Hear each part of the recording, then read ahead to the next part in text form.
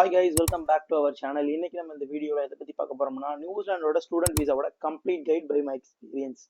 So என்னோட எக்ஸ்பீரியன்ஸ்லேருந்து எந்த மாதிரி ப்ரோக்ராம் எடுக்கலாம், எந்த மாதிரி ப்ரோக்ராம் எடுக்கக்கூடாது, ஏன் லெவல் 8 எடுக்க வேணாம், ஏன் லெவல் 9 எடுக்கணும் அப்படின்னு ஒரு ஓவரால் வியூ என்னோட பெர்ஸ்பெக்டிவ்லேருந்து என்னோட எக்ஸ்பீரியன்ஸ்லேருந்து உங்களுக்கு ஷேர் பண்ணுறேன்.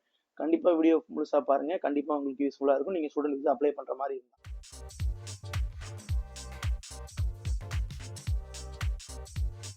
ஏன் லெவல் 9 எடுக்கணும், ஏன் லெவல் 8 எடுக்கக்கூடாது அப்படின்னு சொல்றதுக்கு காரணம் என்னன்னா, உங்களுக்கு ஸ்டே பேக்ல தான் ரொம்ப ப்ராப்ளம் ஆகுது. நியூசிலாண்டில் இப்போ ஒரு ஆவரேஜா ஒரு ஃபுல் டைம் ஜாப் எடுக்கிறதுக்கு, ஒரு ப்ரொஃபஷனல் ஜாப் எடுக்கிறதுக்கு 1 வருஷம் கூட இப்போ ஆயிருது. நீங்க லெவல் 8 வந்து படிச்சீங்கன்னா உங்களுக்கு 1 வருஷம் தான் போஸ்ட் ஸ்டடி ஒர்க் விசா கொடுப்பாங்க. ஸோ அதுக்குள்ள உங்களால ஜாப் ஃபைண்ட் அவுட் பண்ண முடியலன்னா நீங்க திருப்பி இந்தியாவுக்கு தான் போற மாதிரி இருக்கும், இல்லை நீங்க திருப்பி உங்களோட ஓன் கண்ட்ரிக்கு போற மாதிரி இருக்கும். ஸோ அதனாலதான் நான் சொல்றேன், எல்லாரையும் ஃபோர்ஸ்ஃபுல்லா நான் சொல்றது என்னன்னா, தயவு செஞ்சு நீங்க மாஸ்டர்ஸ் ப்ரோக்ராம் நீங்க லெவல் 8க்கு உங்களுக்கு ஒரு $25,000 யூனிவர்சிட்டியில கட்டுறீங்கன்னு வச்சுங்களேன், மாஸ்டர்ஸ்க்கு ஒரு 35,000 ஒரு 40,000 ஒரு $10,000-15,000 அதிகமா இருக்கும் லெவல் 8ஓட லெவல் 9. ஸோ அதனால நீங்க லெவல் 9 எடுத்து படிச்சிட்டீங்கன்னா, மாஸ்டர்ஸ் ப்ரோக்ராம் படிச்சிட்டீங்கன்னா 1 இயர் ப்ரோக்ராமே உங்களுக்கு 3 வருஷம் ஸ்டே பேக் தந்துருவாங்க. நீங்க உங்களுக்கு 1 இயர்ல ஜாப் எடுக்கலனாலும் still you have 2 more years to find a job. At least உங்களால இங்க உங்க போட்ட காசையாவது திருப்பி எடுத்துட்டாவது போக முடியும் ரொம்ப கிரிட்டிக்கலான சுச்சுவேஷன்ஸ்ல. ரெண்டாவது விஷயம் நான் என்ன சொல்ல வரேன்னா, தயவு செஞ்சு இந்த ஜென்ரல் கோர்சஸை தயவு செஞ்சு எடுத்துட்டு வராதிங்க. ஒரு பிஸ்னஸ் மேனேஜ்மெண்ட்டாவோ இல்லை வந்து ஒரு அப்ளைட் மேனேஜ்மெண்ட்டாவோ இல்லை சம்திங் ஒரு ஜென்ரலாக ஒரு கோர்ஸை இங்கே எடுத்துட்டு வராதிங்க. ஏன் நான் வந்து ஜென்ரல் கோர்ஸை நான் வந்து எடுத்துக்க வேணாம்னு நான் போன வீடியோலையும் நான் சொல்லியிருந்ததுக்கு காரணம் வந்து, உங்களால ஜாப் இங்கே எடுக்க முடியாது. ஈவன் நீங்க ஜாப் எடுத்தாலும் மீடியம் வேஜை அச்சீவ் பண்றதுக்கு உங்களால முடியாது ஜென்ரல் கோர்ஸை வச்சு. சம்திங் நீங்க ஏதாவது ஒரு டெக்னிக்கல் கோர்ஸ், உங்களுக்கு டெக்னிக்கல் நாலேஜ் இருக்குன்னா உங்களுக்கு ஒரு 1 இயரோ இல்லை 1.5 வருஷம் கழிச்சோ நீங்க பாக்குற கம்பெனியோ, இல்லை நீங்க ஒரு கம்பெனில இங்க 1 இயர் ஃபுல்லி எக்ஸ்பீரியன்ஸ் ஆயிட்டு இன்னொரு கம்பெனிக்கு ஜம்ப் ஆகுறப்ப உங்களுக்கு அந்த பே ரேட் வந்துடும். Still you can meet the residency criteria.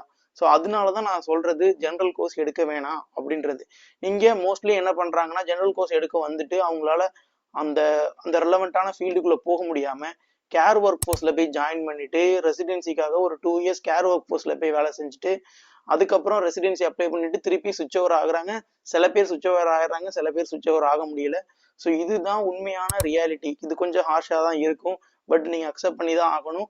தயவு செஞ்சு நீங்க ஸ்டூடெண்ட் விசா அப்ளை பண்றதுக்கு முன்னாடி 1க்கு 2 வாட்டி உங்க மேல நீங்க இன்வெஸ்ட் பண்றீங்க, கிளியரா யோசிச்சுட்டு அதுக்கப்புறம் ஓகே நம்ம வந்து இவ்வளவு காசு செலவு பண்றோம், எதுக்கு ஒரு ஜென்ரல் கோர்ஸ் படிக்கணும், ஒரு டெக்னிக்கலான ஒரு கோர்ஸ் படிக்கலாமே.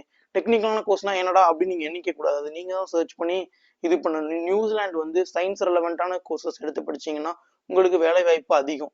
சயின்ஸ்னா ஐ மீன் ஹெல்த் சயின்ஸ், இல்லை ஹெல்த் ரிலவெண்டா, இல்லை ஹாஸ்பிட்டல் ரெலவெண்டா, இல்லை வந்து லெபார்டரி ரெலவெண்டா அந்த மாதிரி எடுத்து படிச்சீங்கன்னா, இல்லைன்னா அந்த மாதிரி பேக்ரவுண்ட் இல்லைன்னா நீங்களா சர்ச் பண்ணுங்க இங்க என்ன டிமாண்ட் இருக்குன்னு. நியூசிலாந்து ரொம்ப ரொம்ப மக்கள் தொகை ரொம்ப கம்மியான நாடு. எந்த அளவுக்கு இங்க மக்கள் தொகை கம்மியோ அதே மாதிரி வேலை வாய்ப்பு ரொம்ப ரொம்ப கம்மி தான். ஸோ அதையும் நீங்க வந்து கருத்தில் கொண்டு நீங்க வந்து மனசில் வச்சுட்டு நீங்க அப்ளை பண்ணுங்க. இப்ப நியூசிலாந்து ஸ்டூடெண்ட் விசா அப்ளை பண்றதுக்கு என்னென்ன மாதிரியான டாக்குமெண்ட்ஸ் தேவைப்படுது அப்படின்றத வாங்க பார்த்துருவோம். முதல்ல நீங்க ஐஎல்டிஎஸ் எடுத்திருக்கணும். நீங்க ஐஎல்டிஎஸோ ஈதர் பிடிஇயோ நீங்க இதுல ரெண்டுல ஏதாவது ஒண்ணு நீங்க கண்டிப்பா எடுத்திருந்திருக்கணும். நீங்க ஐஎல்ஸ் எடுத்திருக்கீங்க அப்படின்னா நீங்க overall 6.5 no band less than 6 எடுத்திருக்கணும். இது டிபெண்ட்ஸ் ஆன் ப்ரோக்ராம் வந்து சேஞ்ச் ஆகி போயிட்டே இருக்கும். நீங்க ஓவரால் 7 எடுத்து வச்சிருந்தீங்கன்னா ஓகே, நீங்க எல்லா யூனிவர்சிட்டிஸ்க்கும் எல்லா இன்ஸ்டிடியூஷன்ஸ்க்கும் நீங்க அப்ளை பண்ணலாம். செகண்ட் வந்து அகாடமிக் ஆஃபர் லெட்டர்.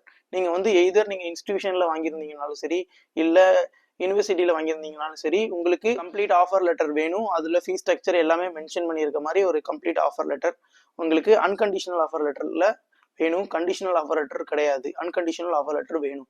மூணாவது வந்து என்னன்னா எஸ்ஓபி. இங்கதான் இருக்கு மேட்ரே. எஸ்ஓபியில தான் உங்களோட விசா டிசிஷன் டிசைட் பண்ணுவாங்க. எஸ்ஓபியில முக்கியமா நீங்க வந்து உங்களோட பேக்ரவுண்ட் எக்ஸ்பீரியன்ஸு, உங்களோட ஏன் நீங்க வந்து நீங்க நியூசிலாந்து சூஸ் பண்ணீங்க, ஏன் இந்த கோர்ஸை சூஸ் பண்ணீங்க, எதனால இந்த இன்ஸ்டிடியூஷன்ல சூஸ் பண்ணீங்கன்னு கிளியரா எழுதிருங்க. ரொம்ப நான் பார்த்தேன் சில பேர்கிட்ட ஒரு 7-8 பக்கம் எழுதியிருக்காங்க எஸ்ஓபி. தயவு செஞ்சு எஸ்ஓபியை 7-8 பக்கம் எழுதாதீங்க. மேக்சிமம் 5 பக்கம் எழுதுங்க. என்னைய கேட்டா ஒரு ஷார்ட்னா ஒரு 4 பக்கத்துல எஸ்ஓபியே எழுதி முடிக்க பாருங்க. அப்பதான் இமிகிரேஷன் ஆஃபீஸர் அதை ரீட் பண்ணிட்டு உங்களுக்கு குயிக்கா டிசிஷன் கொடுப்பாங்க. உட்காந்து யாரா இது நியூஸ் பேப்பர் மாதிரி 8 பக்கம் 10 பக்கம் எழுதிட்டு இருக்கப்ப திடீர்னு உங்களுக்கு கால் அடிச்சிருவாங்க. நீங்க கால் அடிக்கிறப்ப நீங்க வந்து நீங்க ஒரு வேற ஏதாவது வேலையில இருந்தீங்கன்னா நீங்க பதறிடுவீங்க. உங்களால கிளியரா ரெஸ்பான்ஸ் கொடுக்க முடியாது அவங்களுக்கு.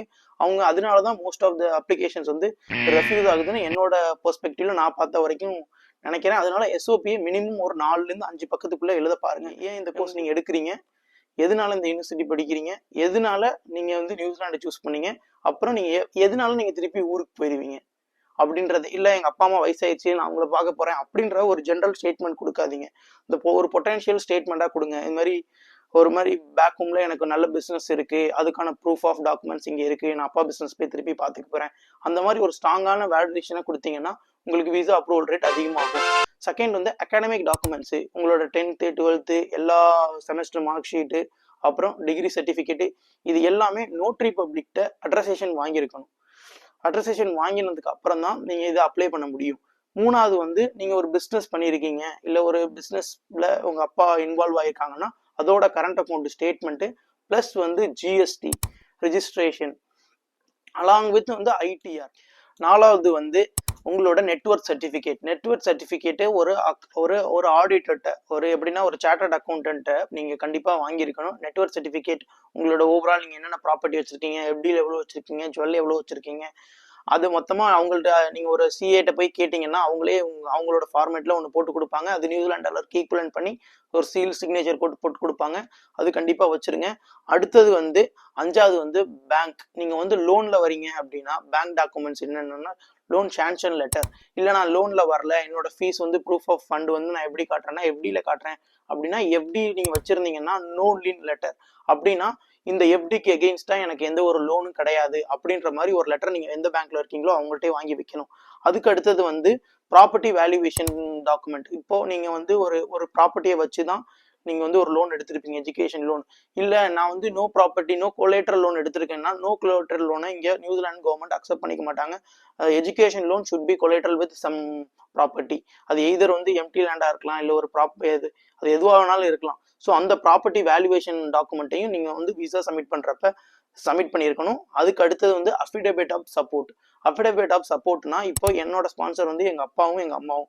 ஸோ அவங்க ரெண்டு பேரும் ஒரு இந்தியாவில் வந்து ஒரு பத்திரத்துல கையெழுத்து போட்டு என்னோட பையனோட எக்ஸ்பென்ஸை எல்லாத்தையும் நான் பார்த்துக்கிறேன் அப்படின்னு ஒரு கையெழுத்து.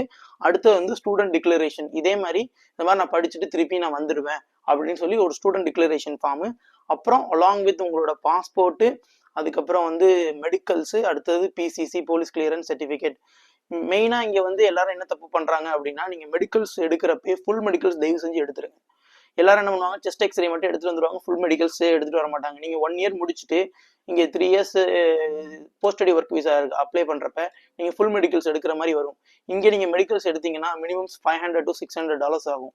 ஸோ அந்த காஸ்ட்டு நீங்கள் எடுக்கிறப்ப நீங்கள் வந்து ஆஃப் மெடிக்கல்ஸ் எடுத்தீங்கன்னா maybe 7,000. Chennai Apollo last time நான் எடுக்கிறப்ப ஒரு 7,000 மேபி இப்போ 10,000 சார்ஜ் பண்ணலாம். ஸோ நீங்கள் வந்து அது ஃபுல் மெடிக்கல்ஸை வந்து நீங்கள் வந்து ஒரு 12,000 ஒரு 13,000 நீங்கள் அங்கே எடுத்துருங்க தயவு செஞ்சு. அப்படி இங்கே வந்து எடுத்தீங்கன்னா இங்கே வந்து $500 to $600 பேஸ்ட் ஆன் அப்பாயின்மெண்ட். உங்களுக்கு அப்பாயின்மெண்ட் குயிக்காக கிடைக்கலாம், இல்லை கிடைக்காம லேட்டாக ஆகலாம். ஸோ நீங்கள் வரப்பே ஃபுல் மெடிக்கல்ஸ் வந்தீங்கன்னா அது வந்து 3 years வேலிடு நீங்கள் லான்ச் பண்ணிட்டீங்கன்னா. ஸோ நீங்கள் post study work visa apply பண்ணுறப்ப உங்களுக்கு எந்த ஒரு இஷ்யூஸும் இருக்காது. நீங்கள் அந்த ஃபுல் மெடிக்கல்ஸ் அந்த நம்பரை வச்சு நீங்கள் அடுத்தது அப்ளை பண்ணிடலாம். எனக்கு தெரிஞ்சு மோஸ்ட் ஆஃப் த டாக்குமெண்ட்ஸ் நான் கவர் பண்ணிட்டேன். இது பேஸ்ட் ஆன் உங்களோட பர்சனல் சர்க்கம்டன்ஸை பொறுத்து டாக்குமெண்ட்ஸ் நீங்கள் அடிஷ்னல் டாக்குமெண்ட்ஸ் வைக்கிற மாதிரி வரும். அப்படி வைக்காம மாதிரி இந்த டாக்குமெண்ட்லாம் நெசசரி. இது இல்லாமல் நீங்கள் வந்து ஸ்டூடெண்ட் விசா அப்ளை பண்ணாதீங்க. மேக் ஷூர் நீங்கள் வந்து எஸ்ஓபியை ரொம்ப ரொம்ப ஸ்ட்ராங்காக எழுத பாருங்கள். எஸ்ஓபியில் கிளியராக எல்லாத்தையும் மென்ஷன் பண்ணுங்கள். ரொம்ப வளவலன்னு எழுதாதீங்க. இதுதான் என்னோட ரெக்கமெண்டேஷன். ஸோ அதுக்கப்புறம் உங்களோட டவுட்ஸ் எல்லாம் என்னோட கமெண்ட் செக்ஷனில் கண்டிப்பாக நீங்கள் கமெண்ட் பண்ணுங்கள். நான் உங்களுக்கான ஒரு வீடியோ மேக் பண்ணுறேன். See you guys, see you in the next video.